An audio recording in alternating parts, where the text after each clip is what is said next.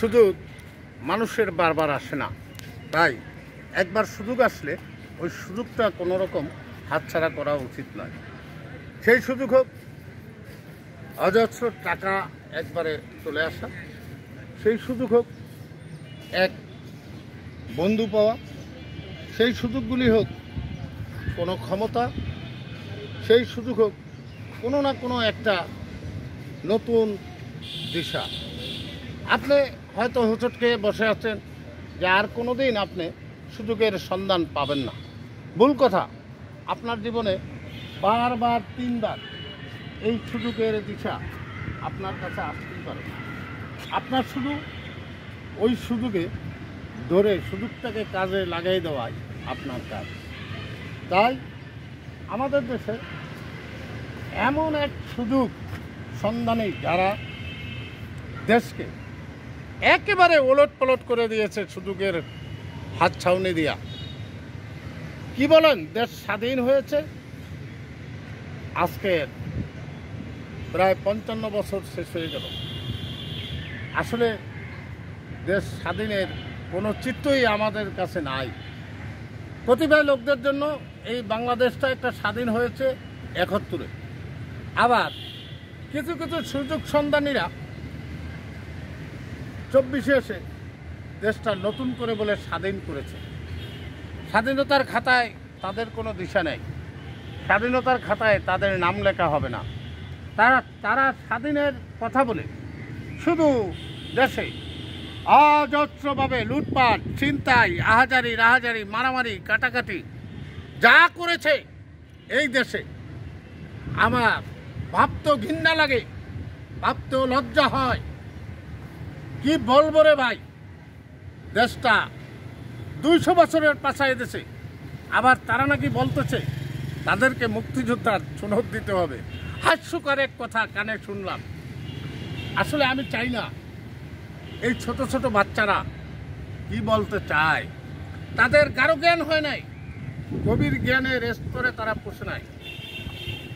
এ দেশ পাকিস্তান শাসন করত, পাকিস্তান হানাদার বাহিনীর কাছ থেকে খুঁজে নিয়ে আসছিল একমাত্র দেশের মুক্তিযোদ্ধারা। আজকে সেই মুক্তিযোদ্ধার নাম মুছে নতুন করে জুলাই আন্দোলনে কতিপয় পোলাপান পিচ্ছি পিচ্ছি এরা সামনের কাতারে ছিল বলে তারাও একটা মুক্তিযোদ্ধার সনদ চাচ্ছে। হাস্যকর আমার কাছে, ঘৃণায় আমার বুকটা ফেটে যায়। দুঃখ দুর্দশা তাদের মাঝে লেগেই আছে। হঠাৎ করে দৌড়ে এসে তারা যদি রাজসিংহাসনে বসতে চায়, ইয়া কোনো রকম সম্ভব নয়। এদেশের মানুষ কখনো তাদেরকে এই সুযোগ সুবিধা দিবে না। তারা যেভাবে প্রত্যেকটা পাড়ায়, প্রত্যেকটা মহল্লায়, প্রত্যেকটা জেলায়, প্রত্যেকটা বিভাগীয় শহরে যেমনভাবে মাইর খাচ্ছে, একদিন তারা মুছে যাবে এই দেশ থেকে। যারা তার মা বাপের মারছে, শিক্ষকরা পিড়াইয়া বাইর করে দিছে স্কুল কলেজ থেকে, তারা কি করে দেশের রাজনীতি করতে পারে? তারা কি করে দেশের নেতৃত্ব নিতে পারে? আমি বুঝে পাই না, কোথাও খুঁজেও পাই না। সকল জ্ঞানী লোকদের জন্য আমার এই কথাগুলি বলা। আপনারা ভেবে দেখবেন আসলে কি কথাগুলি সত্য কি মিথ্যা। বাংলাদেশ একটা ক্রান্তিকাল বয়ে আনছে। এই ক্রান্তিকালে সুযোগ সন্ধানী যারা আছে তাদের উদ্দেশ্যে কথাগুলি বলা।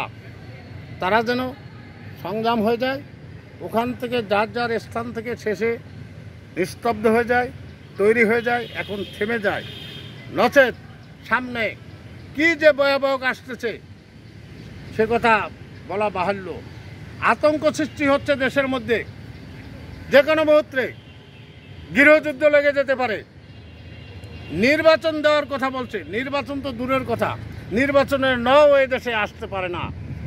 যেহেতু বহুজাতিক গণতান্ত্রিক দেশ, আপনি কিছু দলের বাদ দিয়া আপনার নির্বাচন করবেন, এর কোনো রকম সম্ভব না।